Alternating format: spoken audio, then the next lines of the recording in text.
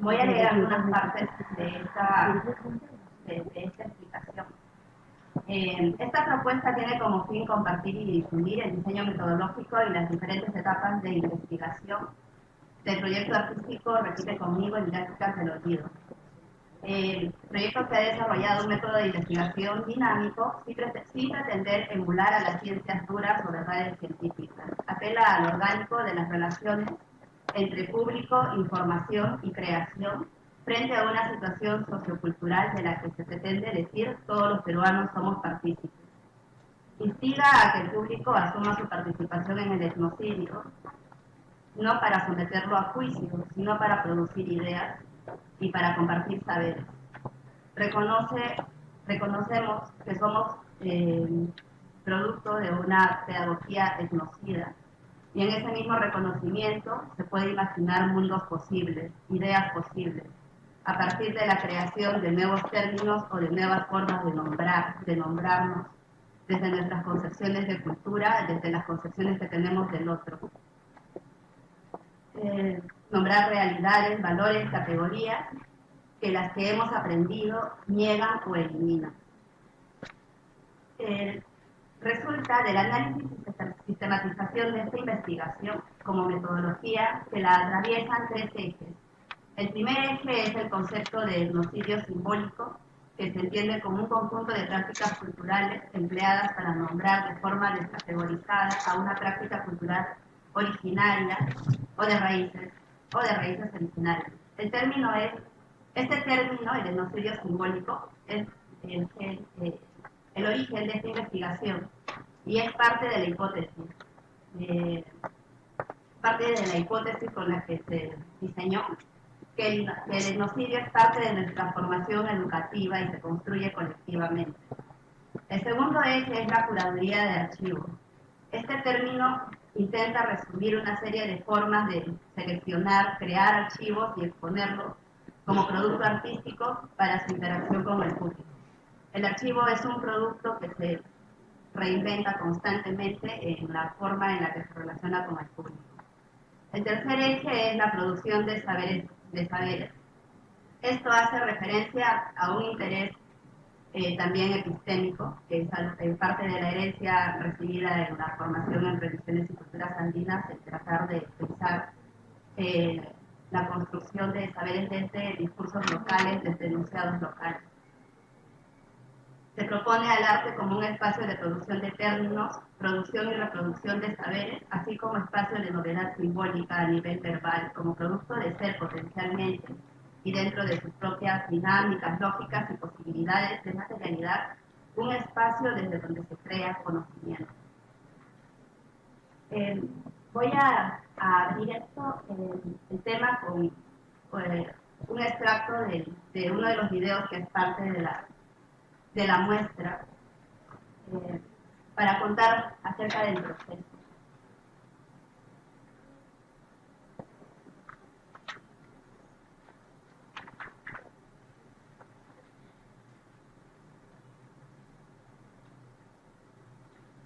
¿Ustedes conocen a los nativos amazónicos? Sí, es que ustedes matan. Y a los nativos no hacen más. Mi mamá cantaba cuando decía que nosotros nativos tienen su leche. Y a mí me muy pegado. ¿Los nativos les da miedo? No, miedo. Pero a mí en inglés hay un ellos. ¿Parecen tranquilos? Sí, pero hasta tienen jueguitos ahí. Y no lo sé porque yo he visto. Mi nombre es Ana Cecilia y les voy a pedir su colaboración por unos 10 minutos nada más. Ustedes aquí en el colegio, alguna vez en el curso de historia, de sociales, han hablado sobre el patrimonio de acá de Chiquito, sobre sus danzas, sus costumbres. Ya, bueno, del Perú y del mundo. Pero les gustaría hablar sobre lo que hay acá mismo en Puno. Sí. De Chucuito mismo no han hablado. Han hablado de Tiahuanaco, Cucará. Tampoco.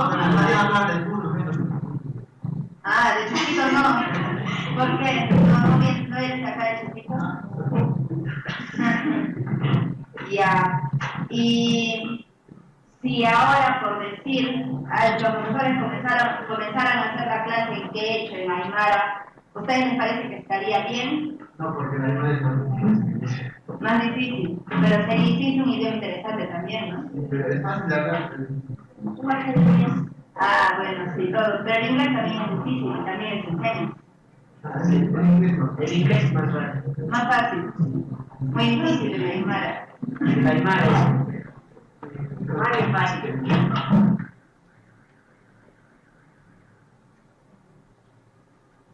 Bueno, como pueden tener idea, este es un proyecto muy centrado en lo pedagógico.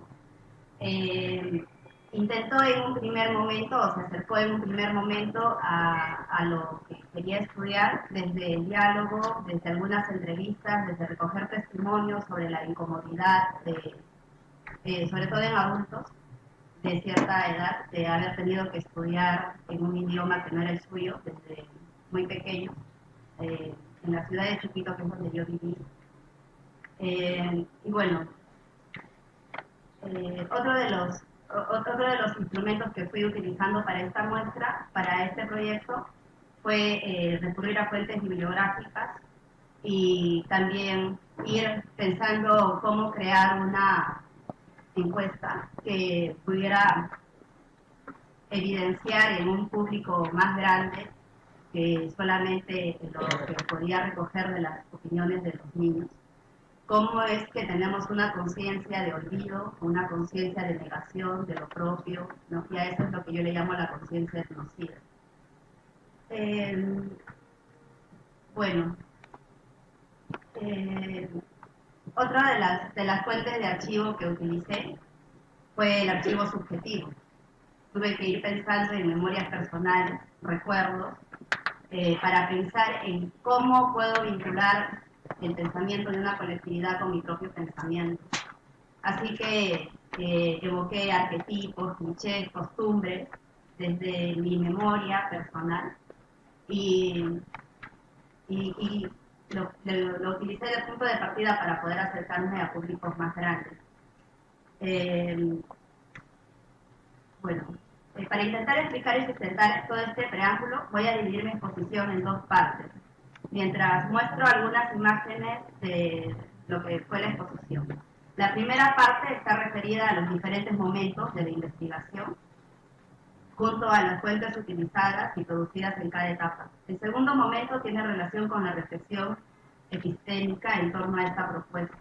Lo de epistémico pueda que sea una parte que no logre resolver tan bien, pero es un intento de regresar a lo que les había dicho en un primer momento, de la necesidad de crear saber, de producir conocimiento desde lugares que sean tanto locales, pero que también sean propios del lenguaje del arte o de las posibilidades del arte.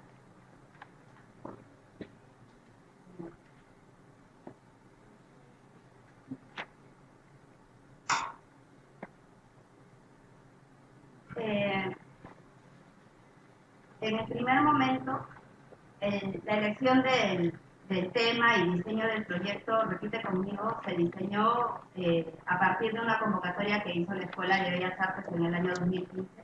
Lo que les comentaba, el eje temático fue Memoria y Ciudadanía.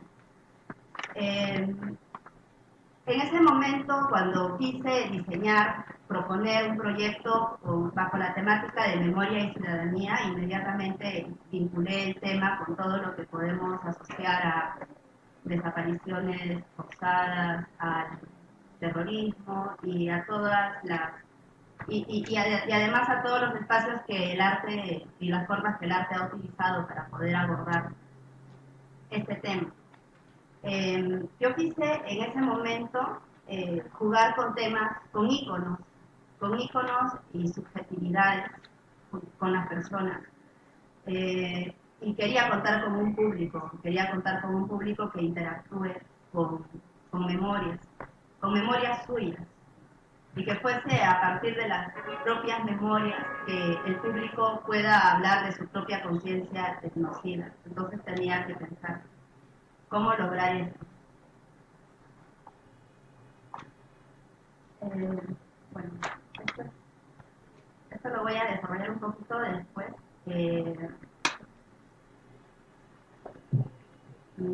Bueno, nosotros tenemos marcada toda una idea nostálgica sobre lo pasado, ¿no? Eso se ve cuando en el cine peruano comienzan a aparecer imágenes de programas antiguos, la gente se pone nostálgica como pensando, sintiendo como que todo tiempo que pasó fue mejor, y esa carga nostálgica me pareció rescatable. Así que buscando mecanismos sobre cómo remitirnos a una conciencia común, pensé en un espacio común que es el colegio, en temas comunes que hemos estudiado desde el colegio. Buscando en lo cotidiano y buscando en las actividades que estaba realizando en ese momento, que es el campo educativo, comencé a dar cuerpo a algunas tesis personales, para empezar la violencia no solamente es la que se recibe, también es la que se ejerce y se aprende, y uno de esos espacios en los que aprendemos a ser violentos es la escuela. Es un espacio en donde también aprendemos a olvidar. Y justamente son las escuelas las que deberían mediar, las que deberían explicar cuestiones de conciencia colectiva. Pero bueno, es mucho más lo que dicen de olvido que lo que dicen de lo que nos dan para recordar o para valorar.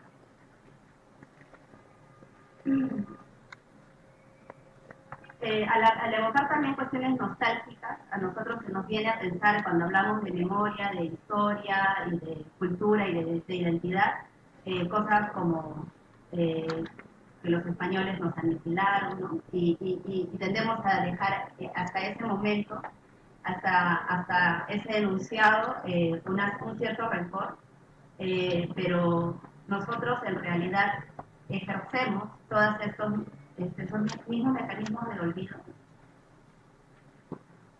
Bueno, a ver, voy a avanzar un poco más rápido. Bien.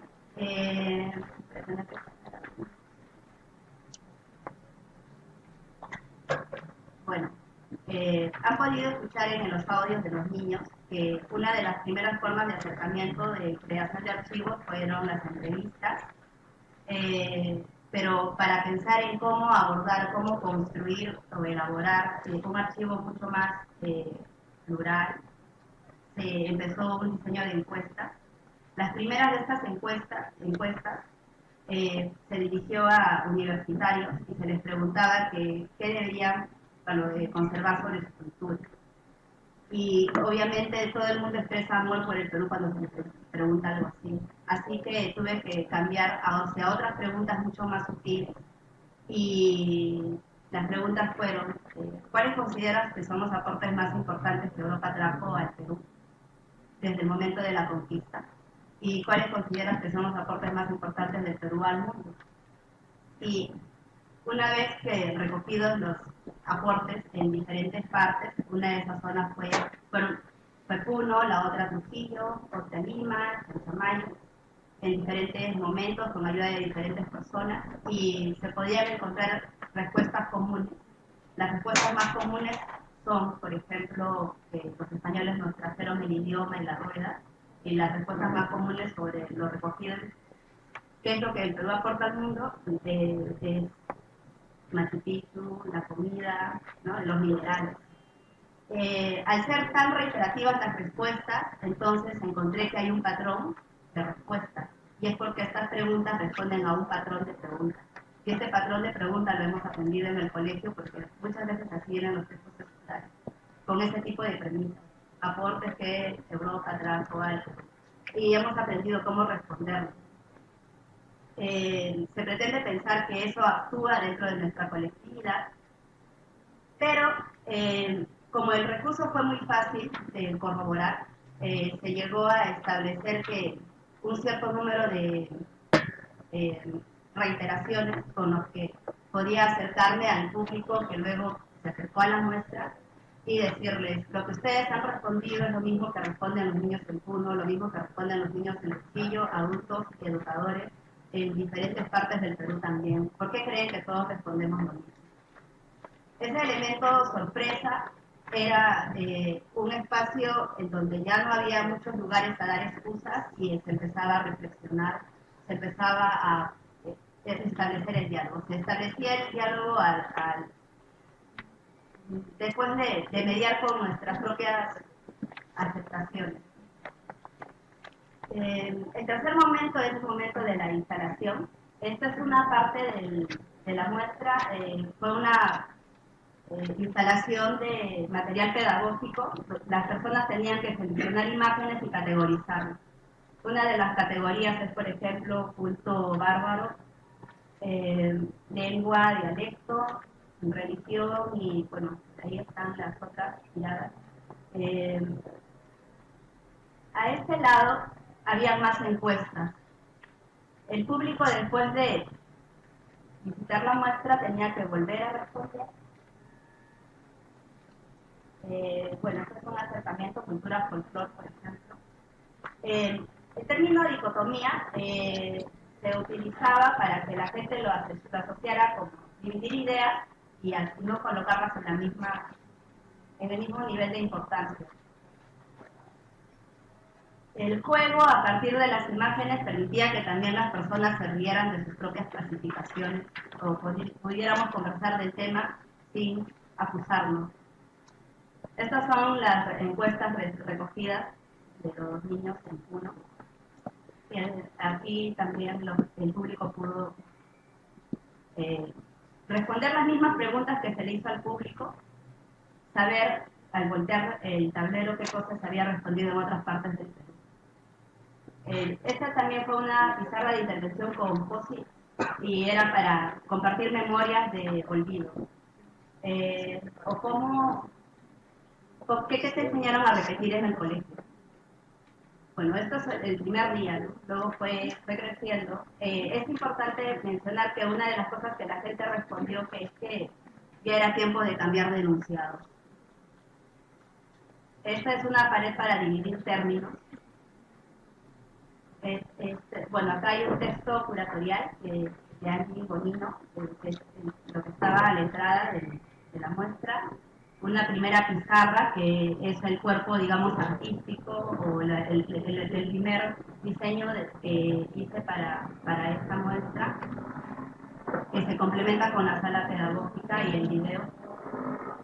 Estos son textos extraídos del Archivo General de las Indias, en donde se habla de la educación como una necesidad de dominación. Finalmente hay mucho texto dentro de la muestra. Estas dos personas que se colocaron frente a pizarras con las que ellos se identificaban. Estas pizarras de alguna forma hablaban de las dicotomías de falso, verdadero, es o no es válido o no es válido.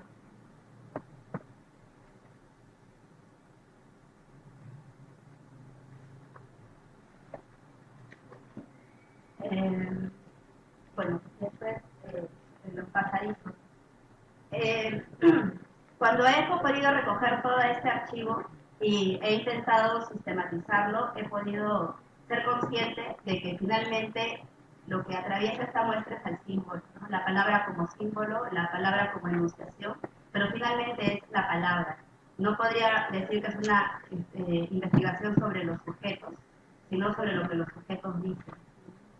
Creo que el mayor logro que ha podido tener este proyecto es que cuando se ha convertido en un paquete pequeño que puedo llevar a otras partes y compartir, se ha podido entender muy fácilmente y logra que las personas puedan dialogar desde sus propias aceptaciones, qué es lo que deciden olvidar o qué es lo que han aprendido a olvidar. Considero que un paso más importante sería que las personas rindieran voluntades para cambiar los enunciados. En una situación que vivimos en el Perú de constantes aniquilaciones, tanto simbólicas como materiales. Bueno, gracias.